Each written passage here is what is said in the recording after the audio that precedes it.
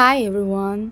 Today I'm working on a gorgeous set of French nails and I can't wait to show you the transformation.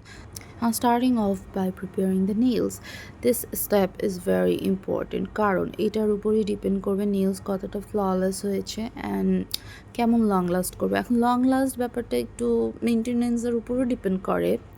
Anyways so আমি এখন nail বেসটাকে properly clean করে cuticle কেটে এখন nail বেসটাকে ready করছি। Ready করার পর হচ্ছে আমরা সাইজ ওয়াইজ হচ্ছে টিপস বসাবো, টিপসটাকে শেপ দিব, সাইজ করব। তারপর হচ্ছে আমরা এই যে এখানে ক্লায়েন্ট আমাকে বলে দিচ্ছে যে কতটুকু সে চাচ্ছে, ওই অনুযায়ী আমরা কেটে ক্লায়েন্টের শেপ অনুযায়ী প্রেফারেন্স অনুযায়ী আমরা শেপ দিয়ে দিয়েছি। এখন আমরা হচ্ছে ফাইল করব যতক্ষণ পর্যন্ত এটা পারফেক্ট না হয়। তারপর হচ্ছে এই যে আমরা পাউডার অ্যাপ্লাই করছি অ্যান্ড পাউডারটা হচ্ছে মানে বেস কালার যেটা হবে ওই কালারেরই পাউডার আমরা অ্যাপ্লাই করে নিয়েছি।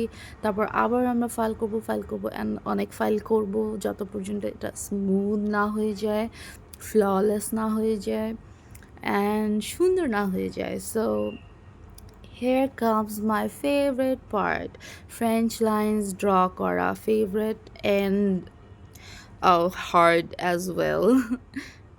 The classic French look is always timeless, chic and elegant.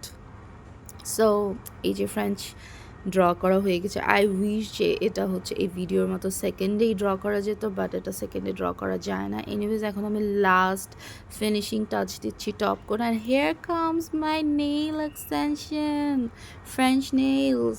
Hope you all like it. By.